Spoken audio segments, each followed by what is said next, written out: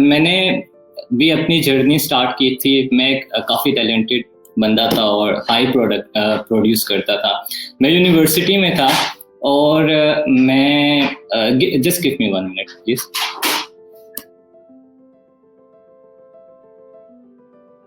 Okay, so मैं university में था। मैं 2014 में ग्रेजुएट हुआ था एज अ सॉफ्टवेयर इंजीनियर।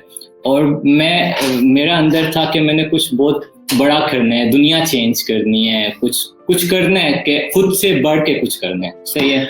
अब मेरी प्रोग्रामिंग स्किल काफ़ी अच्छी थी, डेवलपमेंट स्किल अच्छी थी, तो उसका मुझे ये फ़ायदा हुआ कि मैं यूनिवर्सिटी ग्रेजुएट होने से पहले ही मुझे जॉब मिल गई। अब जब वो मैं जॉब करने गया, वो एक छोटी सी कंपनी थी। मैंने वहाँ पे 6 महीने काम किया इस्लामाबाद में।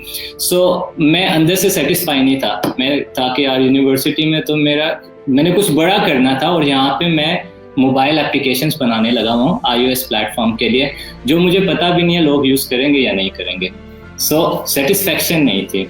फिर उसके बाद अगला स्टेप मैंने किया, मैं एक छोटी कंपनी में काम कर रहा हूँ, तो शायद ये वो नहीं है, मुझे कंपनी चेंज करनी चाहिए, मुझे किसी बड़ी कंपनी में जाना चाहिए, वहाँ पे मुझे बड़ा मिशन मिलेगा। मैंने वो लेट से 15 बंदों की कंपनी थी, वहाँ से 100 बंदों की कंपनी में मैंने वो किया, शिफ्ट कर लिया, मैंने नई जॉब स्टार्ट की। अब वहाँ पे भी मैंने काम किया, तो कुछ अरसे के बाद मुझे वो फिर से सेम फीलिंग आना शुरू हो गई कि यार मैं प्रोड्यूस ज़्यादा नहीं कर रहा, मैं कुछ बड़ा नहीं कर रहा, किसी बड़े मिशन का हिस्सा नहीं हूँ। फिर मैंने कहा कि मैं पाकिस्तान में हूँ, शायद टैलेंट को उस तरह यूटिलाइज नहीं किया जा रहा। मेरे अंदर बहुत सारा टैलेंट है, लेकिन कोई देख नहीं रहा, सीनियर्स में उसकी रिस्पेक्ट नहीं देते, और मेरा टैलेंट सही तरह यूटिलाइज नहीं हो रहा। तो मैंने कहा कि अच्छा चलो ऐसा करते हैं कि मेरे लिए सबसे अच्छी ऑप्शन और इजी ऑप्शन क्या है पाकिस्तान से बाहर जाने की और कुछ इंटरनेशनल एक्सपोजर करने की। तो पाकिस्तानियों के लिए सबसे इजी ऑप्शन दुबई या गल्फ के कंट्रीज होते हैं, आपको इजीली विजिट वीज़ा मिल जाता है। मैं यहाँ पे आया, मैंने सीखना शुरू किया, दूसरों से सीखना स्टार्ट किया सारा कुछ। तो जो सब सीखने के बाद जो एंड रिजल्ट है वो ये है कि टैलेंट आप जितना मर्जी अच्छा हो, जितने मर्जी आप टैलेंटेड हो, आप कामयाब नहीं हो सकते। कामयाब हमेशा प्रोडक्ट होता है। हमारी बदकिस्मती ये है कि ये चीज़ हमें नहीं सिखाई जाती। हमें सिर्फ ये सिखाया जाता है कि बेटा तुम टैलेंटेड हो और तुम ये कर दोगे, तुम टैलेंटेड हो, तुमने तो कमाल कर देना है। सही है। सिर्फ टैलेंट से ना आप वो अभी हमने रिसेंटली देखे, आजकल एक वीडियो वायरल हुई हुई है, हम पार्टी कर रहे हैं। अब वो अपने टैलेंट से वो वीडियो वायरल हो गई है, ठीक है। वो जो वीडियो वायरल हुई है उसमें वो उसका टैलेंट था, वो जो उसका एक्सेंट था और वो सब कुछ। लेकिन अब आगे क्या होगा? अब क्या उस लड़की को हम 6 महीने बाद देख रहे होंगे? 6 महीने बाद तो किसी को पता भी नहीं होगा कि वो कोई एक लड़की थी जिसने ऐसी वीडियो बनाई थी और वो वायरल हो गई है। टैलेंट से आप ऊपर आ जाते हो कुछ टाइम के लिए, लेकिन आप आगे नहीं बढ़ सकते, उसको सस्टेन नहीं कर सकते। उसके लिए आपको प्रोडक्ट बनना पड़ता है, और हमेशा प्रोडक्ट कामयाब होता है। अगर आप बायोग्राफीज पढ़ेंगे जो कामयाब लोग हैं उनकी, तो आपको पता चलेगा कि वो सब के सब प्रोडक्ट थे। हम मुस्लिम हैं और हमारे लिए सबसे अच्छा प्रोडक्ट आप सल्लल्लाहु अलैहि वसल्लम की ज़ात ग्रामी है। हमारी बदकिस्मती है कि हम पढ़ते ही नहीं उनकी लाइफ को। हम उनकी लाइफ को पढ़ेंगे तो हमें पता चलेगा कि यार वो तो कमाल का प्रोडक्ट थे, उनकी क्या कमाल की पैकेजिंग हुई हुई थी, कैसे वो डिलीवर करते थे, कैसे लोगों को इन्फ्लुएंस करते थे, कैसे लोगों की लाइफ में वैल्यू ऐड करते थे।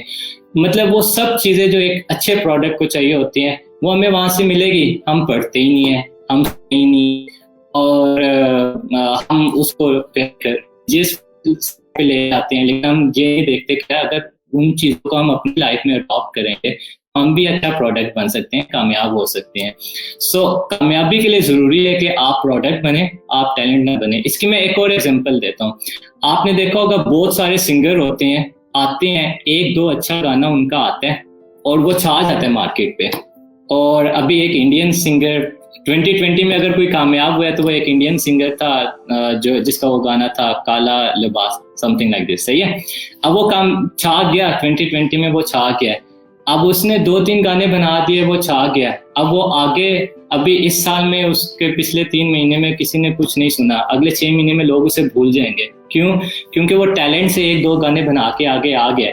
लेकिन अब उस मार्केट पे सस्टेन करने के लिए उसे प्रोडक्ट बनना था और वो प्रोडक्ट नहीं बना। और प्रोडक्ट आप कैसे बनते हो? प्रोडक्ट आप अपनी ग्रूमिंग से बनते हो, अपनी सेल्फ डेवलपमेंट से बनते हो। उसके लिए आपको, आप लेट से मैं कहता हूँ कि मेरी टेक्निकल स्किल्स हैं कि मैं एक मोबाइल एप्लीकेशन डेवलपर हूँ, सही है, या लेट से मैं कहता हूँ कि मेरी टेक्निकल स्किल्स हैं, मैं एक हाई परफॉर्मेंस कोच हूँ, लेकिन अब उसके साथ मुझे कम्युनिकेशन स्किल भी ऐड करनी पड़ेगी। जब तक मैं लोगों को डिलीवर नहीं करूँगा कि मैं करता क्या हूँ, लोग मेरे पास कैसे आएंगे। इसी तरह मुझे अपनी प्रेजेंटेशन स्किल को बेहतर करना पड़ेगा, मुझे अपनी लिसनिंग स्किल को बेहतर करना पड़ेगा। इसी तरह बहुत सारी, मुझे अपनी सेल्स की स्किल को बेहतर करना पड़ेगा, लोगों को मार्केट करना पड़ेगा, लोगों तक जाना पड़ेगा। इसी तरह मुझे अपनी कस्टमर सर्विस को बेहतर करना पड़ेगा, कैसे मैं बेहतर तरीके से क्वालिटी परफॉर्मेंस दे सकता हूँ, क्वालिटी सर्विस प्रोवाइड कर सकता हूँ। So there are a lot of skills, a lot of life skills which we must need to learn beside the technical skill. हम टैलेंटेड कहते हैं, हमारे अंदर एक स्किल होती है और हम कहते हैं वो हमारा टैलेंट है। There are 99 other skills which we need to learn, और हम वो लर्न ही नहीं करते, और फिर हम कहते हैं कि टैलेंट ज़ाया हो गया। या यूथ, पाकिस्तानी यूथ बहुत टैलेंटेड है, लेकिन पाकिस्तान नीचे जाने लगा, वह ग्रो नहीं कर रहा, क्योंकि वो टैलेंट सिर्फ एक स्किल होती है। एक स्किल से आप सर्वाइव नहीं कर सकते, आपको बाकी 99 स्किल्स लर्न करनी पड़ती हैं। हो सकता है वो आप में अच्छी होंगी, हो सकता है वो आप में उस तरह बेहतर नहीं होंगी जितनी वो पहली स्किल, आपकी टेक्निकल स्किल बेहतर होगी, लेकिन still you need to learn them.